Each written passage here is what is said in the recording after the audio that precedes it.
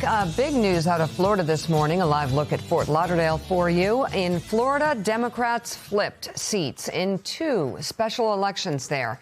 In the Tampa area, Democrat and Navy veteran Brian Nathan is projected to win a Florida state Senate seat by a razor-thin margin of about 400 votes. According to the Tampa Bay Times, Nathan said his Republican opponent called him to concede last night, but the Times was unable to reach her for comment.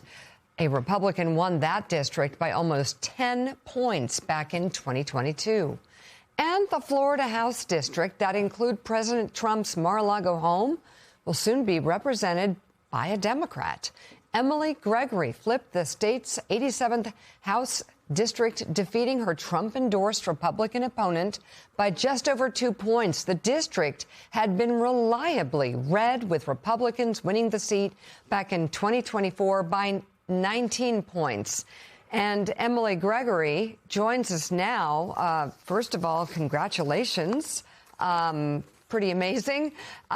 Tell us, Emily, why you ran and what you think the key to winning was. Well, thank you so much. It's still pretty surreal. I think the key was talking to people, going in the community. I feel very embedded in this community. It's a big reason why I decided to run. I feel like the conversations I had with my neighbors weren't being reflected in Tallahassee at all, and that our leaders weren't listening. So I think it starts with listening and then showing up and doing the work.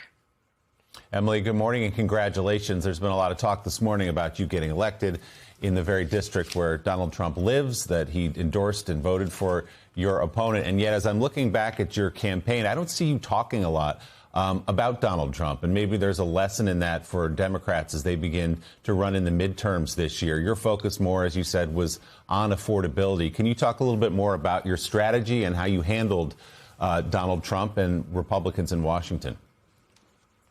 Yeah, Willie, I think the key is to block out the noise. I think when you take on something bold and ambitious like a race in an R+10 district, you have enough challenges and an uphill climb ahead of you. And it's about doing the work. It's about talking about the things and focusing on the things that will make your life better, your neighbors' lives, your whole community lives better. And those things are property insurance, healthcare, and education. And I heard that every single day at the doors. And that's what I made my message about. And I centered my campaign around all of the voters in District 87, not the most famous one. So, Representative Gregory, obviously any South Florida race, there is a significant Latino population there. And, of course, a tumultuous time for those who had previously called Venezuela home. And now, of course, Cuba, with President Trump making clear that he wanted changes there and change to happen soon. What are those of Venezuelan and Cuban descent in the district telling you about what's happening?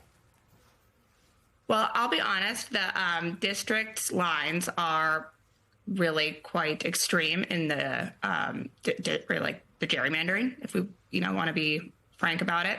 But I've heard from the entire immigrant community, the outrage, the fear with the immigration raids. And I think we'll see as these elections continue to roll out. But I think there are a lot of voters in South Florida rethinking their choice in the last presidential.